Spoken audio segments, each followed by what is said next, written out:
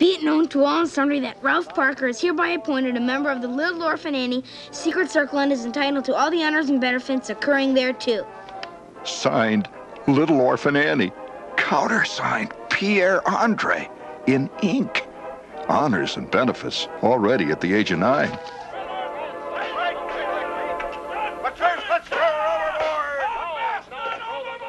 Come on, let's get on with it. I don't need all that jazz about smugglers and pirates.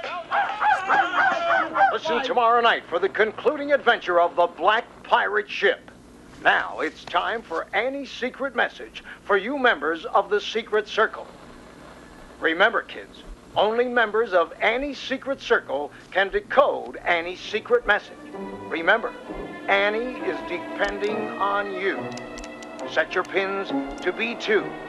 Here is the message. 12, 11. I am in my first 8, secret meeting. 25, 14, 11, 18, 16. Oh, Pierre was in great 23, voice tonight. 12, I could tell that tonight's message was really 21, important. 3, 25. That's a message from Annie herself. Remember, don't tell anyone. 90 seconds later, I'm in the only room in the house where a boy of 9 could sit in privacy and decode. Aha, B. I went to the next. E. The first word is B. S. It was coming easier now. U. 25. That's R. I'll be right there, Ma! Gee whiz. T. O. Be sure to. Be sure to what? What was Little Orphan Annie trying to say? Be sure to what? Annie has got to go. Will you please come out? All right, Ma! I'll be right out! I was getting closer now. The tension was terrible. What was it? The fate of the planet may hang in the balance. No, Annie's got to go. I'll be right out, for crying out loud! Gee, almost there. My fingers flew. My mind was a steel trap. Every pore vibrated. It was almost clear. Yes, yes, yes, yes. Be sure to drink your Ovaltine. Ovaltine? A crummy commercial? I think that they shared the same concept. It was the big build-up, there's anticipation. This was the most incredible, significant thing that ever happened to Ralphie's. Hang on just a second. That's good. I'm back now. Some of the most significant part of his life was being built up at that moment, and it's just crazy. And yet at that moment, when all of a sudden everything became clear, he looked at it, he evaluated it, and went, this is stupid. This has no meaning. What is, a commercial. All I really got was a commercial, and he just felt empty. He felt there was nothing else that was there. And I think that Solomon here in the 2nd chapter of Ecclesiastes just shares that same thought. You know, just turn our Bibles down. Open your Bibles, go and get those out, or on your phones, or whatever they may be. A device you may have, Scripture. Go ahead and take that and open that up and take a look at that. Ecclesiastes chapter 2. Because I think that what we see is that there's this assumption that we even evaluate life, and we look at this book of Ecclesiastes, it can be very depressing. It can leave us empty, or it can fill us and point us to a direction and a place that actually gives us more substance of life than we've ever had before. It just depends on how we allow this text to play out in our life. Ryan did a great job last week of overviewing this book and this tendency of what Solomon has, and I think we do resonate with this. I think we ask questions silently. If we're honest with ourselves, I think there's many times in our life we quietly ask the same questions that Solomon did. What am I doing? Why am I doing this?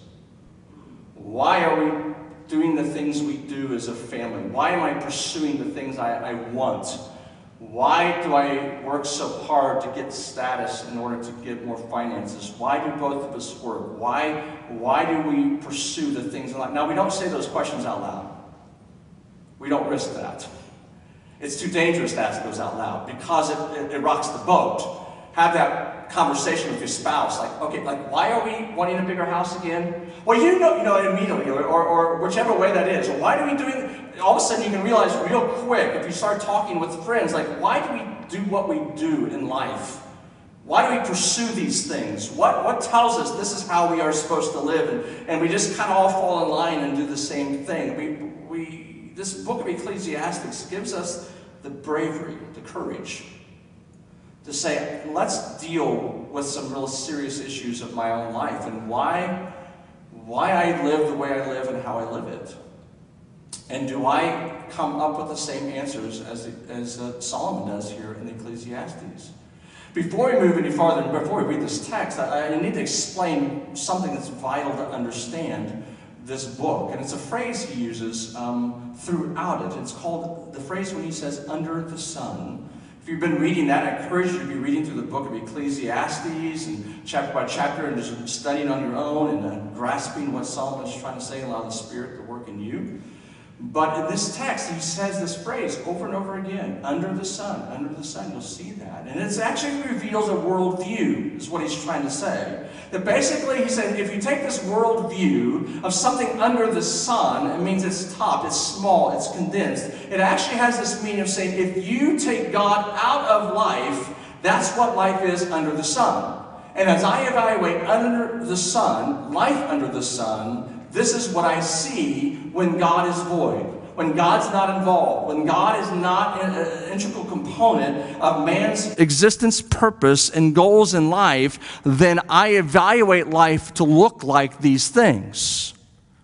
He does, for us, takes a look at his own life at his old age. Again, this is later on in his life, and I see this as a matter of fact. I would probably call Ecclesiastes a good blog. If you stop and think about it, in our world today, it'd be something that someone would be posting somewhere about life. Did you ever think about this? And he just would write a little bit, and then everybody would respond to it. And then he'd write a little bit more, and like, yeah, I never thought of it that way. And I could just see the internet. If we actually just took part of Ecclesiastes and started posting them and just see your friends' reaction to them of what they would be. And I think that's kind of what we have here. We have a sense that God through Solomon is evaluating these things. So let's take a look at this. Ecclesiastes 2, I'm only going to read 1 through 11, but I'm going to be touching into the whole chapter. So you can read on and read further on because we're going to be jumping into this whole chapter this morning. Let's follow along, if you would. I thought in my heart, come now, I will test you with pleasure to find out what is good. But that also proved to be meaningless. Laughter, I said, is foolish. And what does pleasure accomplish? I tried cheering myself with wine and embracing folly, my mind still guiding me with wisdom. I wanted to see what was worthwhile for men to do under heaven during the few days of their lives. I undertook great projects. I built houses for myself and planted vineyards. I made gardens and parks and planted all kinds of fruit trees in them. I made reservoirs to water groves of flourishing trees. I bought male and female slaves and had other slaves who were born in my house. I also owned more herds and flocks than anyone in Jerusalem before me. I amassed silver and gold for myself and a treasure of kings and provinces. I acquired men and women, singers and a harem, as well the delights of a heart of man. I became greater by far than anyone in Jerusalem before me. In all this, my wisdom stayed with me, and I denied myself nothing my eyes desired. I refused my heart no pleasure. My heart took delight in all my work, and this was the reward of all my labor. Yet, when I surveyed all that my hands had done and what I had toiled to achieve, everything was meaningless, a chasing after the wind. Nothing was gained, and here's the phrase, say it with me, under the sun. Nothing was gained. It says here that he looked in his heart and he began to test it. In other words, what he began to do is to say, does what I'm chasing after hold up to why I'm chasing it? In other words, am I going to pursuing to get this new car for status or for happiness or for joy? Once I get that, does it give me that long-lasting desire of what I wanted? Does it really accomplish why I'm pursuing it? And he goes, I'm testing it. I'm going to put everything under this test, that if I'm reasoning in my mind why I am living the way I'm living, that once I gain that, does it pass the test or does it fail? Does it accomplish what I think that is sufficient and significant in this world. And it begins looking at this long list. He would fit in well into America, would he not? I mean, just think of this list of the continuing chapter. Go ahead and look down through that, because he begins this list. And the first one of the American culture, I would say, is just this idea of pleasure. He basically says, I am doing anything my heart desires. There's no right and wrong, even though he says his wisdom kind of stayed with him. In a sense, I'm not kind of sure what kind of wisdom stayed with him at that moment, but he hangs on to the fact that this wisdom held on to him. At least it's guiding him through this assessment process of his life. But it's this moment in his world that he begins to realize that he creates this long laundry list of accomplishments. And I think it's quite interesting. I think it's filled with not only just this laughter and the partying scene, but you go beyond. He was in real estate. I start making this. He was in real estate. Building homes, building vineyards, building cities. That in itself would be enough for one man's life, would it not? But it wasn't enough for him. He not only was building cities and building homes, he was an architect of building gardens. He was aqueducts that were being created in order to bring water into the orchards. He had his own vineyard.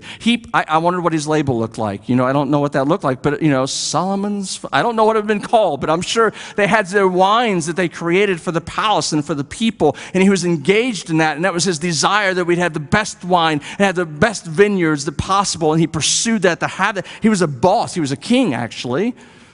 But as a king, he oversaw people. He even owned people. He used that word. I owned people. I had servants. I had slaves. They lived there. They gave birth there. They had longevity there. I had authority over them. I was the boss of about anybody who walked through the door. No one was higher than Solomon.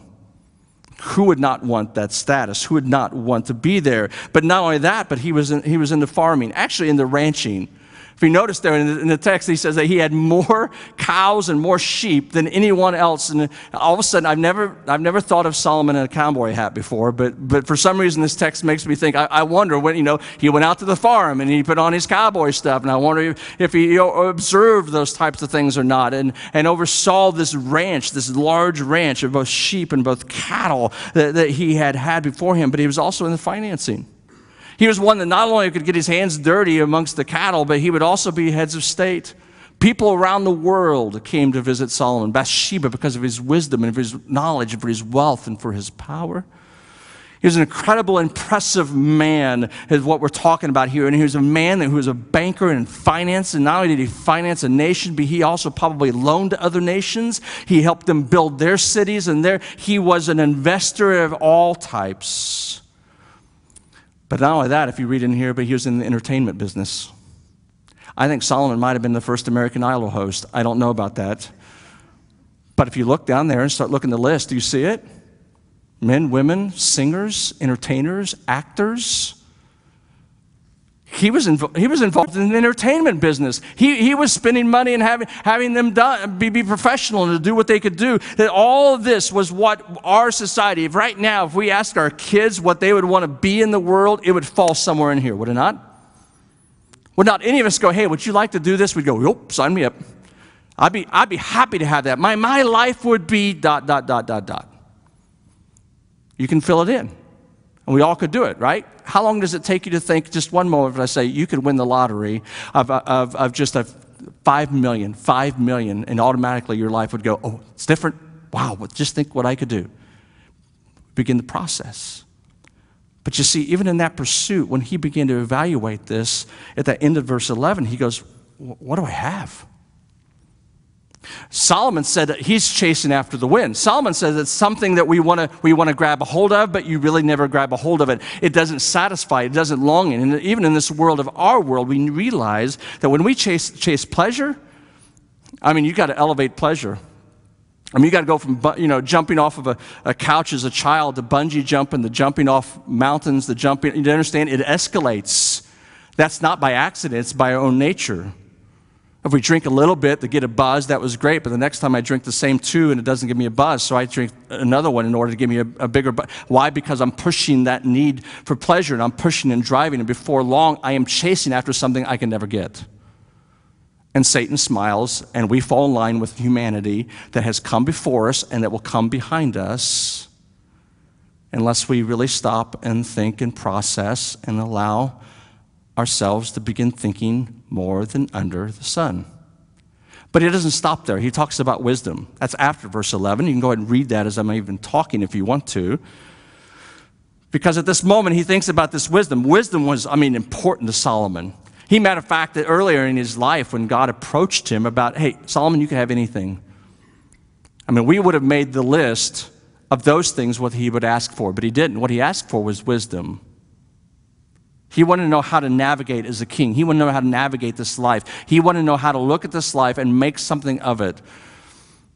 And so he wanted this wisdom, this education. He was a learned man. And we do that. We want to be wise. We want education. Everybody, children and grandchildren, to get wiser and wiser. And Solomon actually says here, I love this. He goes, wisdom is important. It does play an important role, and there is a benefit to wisdom. However, wisdom and knowledge and education and all that pulled up into one bag does not solve every problem of the world.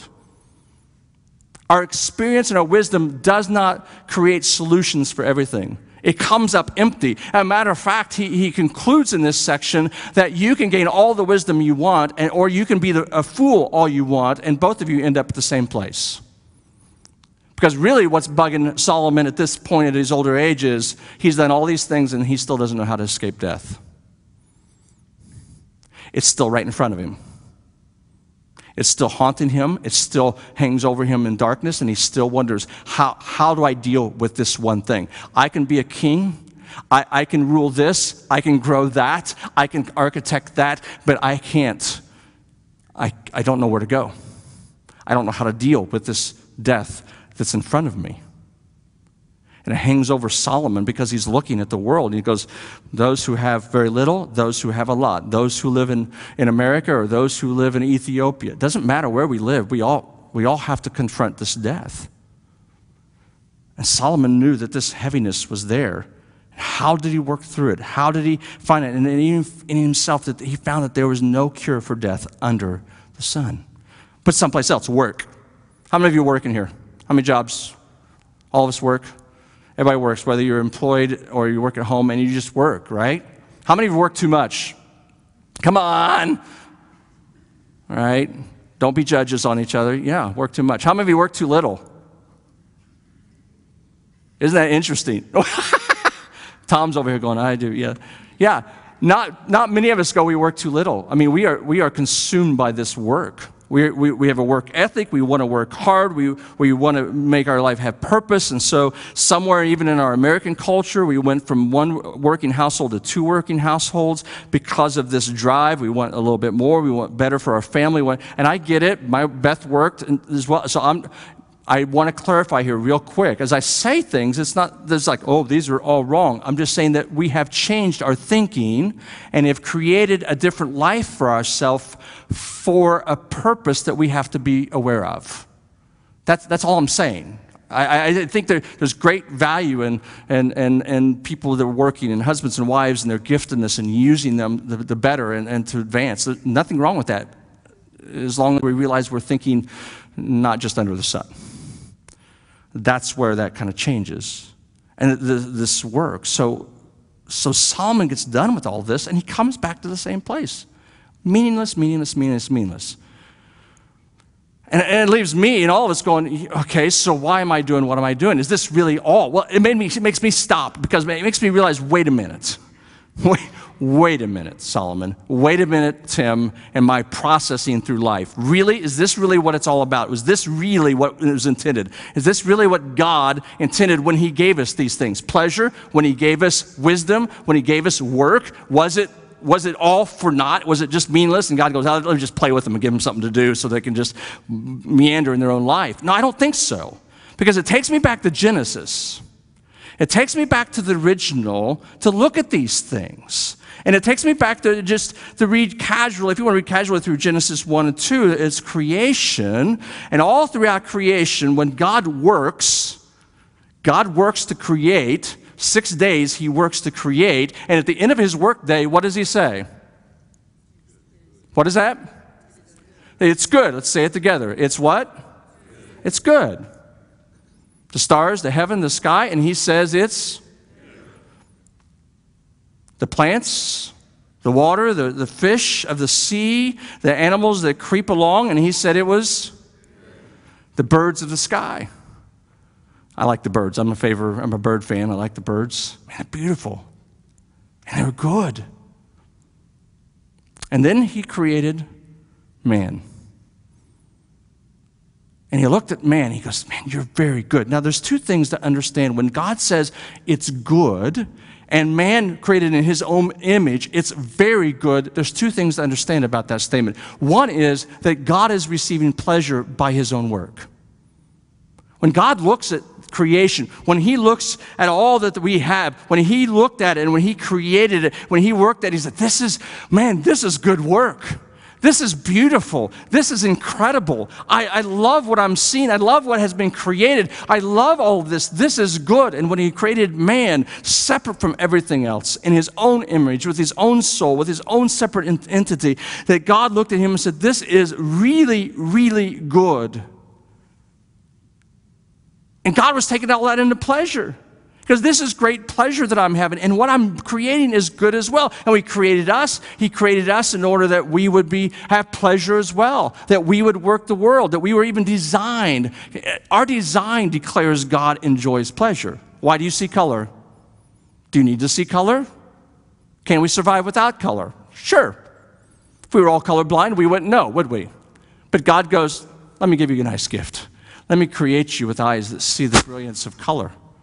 Let me give you a smell, nose, that you can smell the food that you're preparing when you walk in the door, right? Don't you love it? Or you drive by a steak place. Don't you love the smell when you drive by a steak place? Even though I may not be able to afford to go inside, I just like, that's a fine steak they're cooking in there. It's just the joy and pleasure that you get. You know, the ears to hear and worship, the voice to sing, the taste buds. It can go on, but you understand that there's a sense of pleasure.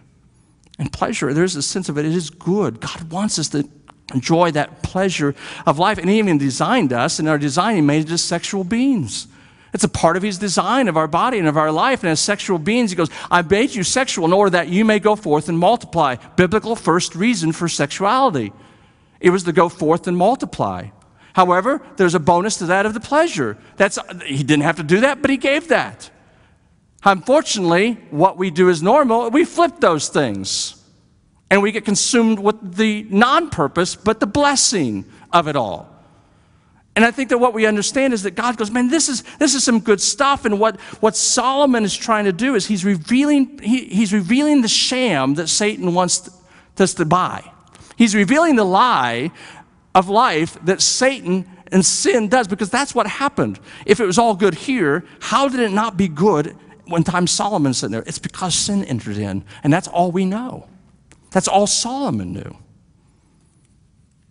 But he was pulling back and revealing this important truth. Moving right along quickly this morning.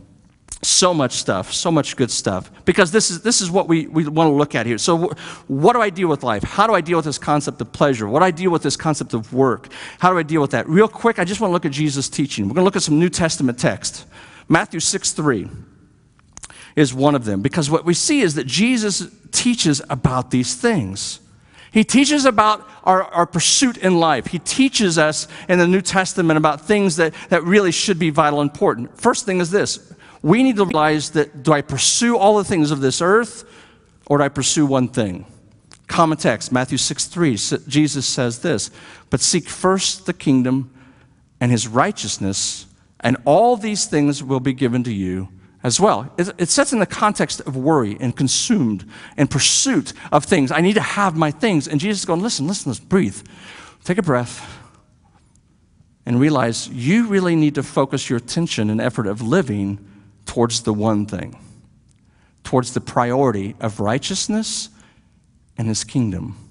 Not towards the priority of building your own kingdom. This is a big K, not a little k. A lot of times, I spend more time building my own little k kingdom, my own little world, my own little protectiveness. And God goes, listen, I'll take care of your little k. You need to pay attention to the big K. You need to pay attention to the souls of people. You need to pay attention of what God is really trying to do in us and through us. Because otherwise, all we do is we fall in line with everybody else who's bought the lie. And God calls us to be distinctive in this world. Live distinctive, think distinctively. And it comes by understanding that we need to pursue him. We need to be intentionally build equity. Intentionally build equity. Jesus teaches us this in Matthew 6:19. What kind of equity? Not the kind that fades. Again, he teaches in Matthew 6, don't store up for yourself treasures on earth where moths and vermin destroy or where thieves break in and steal, but store up for yourself treasures in heaven where moths and vermin do not destroy and where thieves do not break in and steal. For where your treasure is, there is your heart also. That's the changing of where I begin to invest. I begin to invest in knowing Christ. I begin to invest in this pursuit of God himself. I begin pursuing things that actually do last and do occur, because actually what we have to do is not live under the sun, but we need to begin living above the sun. If this is under the sun, I do not want to live there. I want to live a life that is above the sun, and I want to live a life that's intentional. I want to live a life that stores up treasures that cannot be affected by the things on the earth, and that comes in pursuing God. Paul writes to the Philippians these words, whatever were gained to me, I now consider the loss for the sake of Christ. What is more, I consider everything a loss because of the surpassing worth of knowing Christ Jesus my Lord, for whose sake I have lost all things. I consider them garbage that I may gain Christ. Paul goes, listen, one thing, I want to know you, Christ. I want to spend time pursuing you. I want to be in your word. I want to be about your business. I want to be about what you want to accomplish. I want to be about that. Solomon pokes his head out at the end of chapter 2. Chapter 2, verses 24 through 26. I want to read those. If you could go back to that in Ecclesiastes 2. And he says this, after he runs through all the pleasure and the work and the wisdom, he draws a small conclusion, the first conclusion, and he says this, a person can do nothing better than to eat and drink and find satisfaction in their own toil. This too I see is from the hand of God, for without him we cannot eat or find enjoyment. It's a question. To the person who pleases him, God gives wisdom, knowledge, and happiness. But to the sinner, he gives the task of gathering and storing up wealth to hand it over to the one who pleases God. This too is meaningless, a chasing after the wind. Two things that allow us to stay above the sun. First is this, gratitude. Notice what he says here. We can do nothing better than to eat and drink and find satisfaction. One, satisfaction is a great word, but two, because it comes from God. It's an acknowledgement. What I have, I need to be satisfied with that. I need to be thankful for that. I need to be, God, thank you for that, what you've given me. The job, thank you. For this person in my life, my spouse, thank you. For this opportunity to share the gospel, thank you. For this neighbor that drives me nuts, thank you. For my coworker I cannot stand and I want to kill and I want to quit my job, thank you. Because it's realizing that God has a purpose for you as his follower to be where you are at the time that you are. It's not an accident. You have been placed in your neighborhood. You've been placed in your workplace in order that you may be an effective believer in Jesus Christ and affect them and reveal the sham of Satan. Two, it's this. He says, to the person who pleases him, God gives wisdom, knowledge, and happiness. Please God. We were in a retreat this weekend, and Josh, I really appreciated your statement you made about Christ. Because everything about Solomon, we could say, is he's really looking for significance. We want to live significant lives, bottom line. But Jesus on the cross didn't choose significance. He chose to please the Father. And there's a sense of submission. And I think all of us need to grasp quickly in our life, in our walk, is if I want to live above the sun, then I've got to learn to live a life of submission to the Father. That's my purpose. That's my pleasing of God. I want to please God and how he wants me to live, how he wants me to be the husband I need to be, the neighbor. How do I do this? And I want to please God. That's the bottom line. I will submit to him whatever he asks of me to do, to transform me, because I want to honor him. And in that, there is significance, because now I'm not living for an inheritance that can spoil or fade, but now I am pursuing an inheritance that is eternal. That today is the message. In the midst of all of this under the sun, God goes, wait a minute. I offer you salvation. This morning, you may not know Jesus Christ at all. You may have no relationship with him. You're struggling with life. And you don't know where it all is. I'm going to just tell you right now, I invite you to come see me afterwards. We can talk more about Jesus, the salvation he gives us, because he is the only one that takes us above the sun and begins to open up and realize through his grace and through his mercy. I'd love to talk to you afterwards, after the service. Come see me, come find me, because Jesus Christ went to the cross in order that we could sit here today and go, it's not all meaningless when I live above the sun. Let's pray.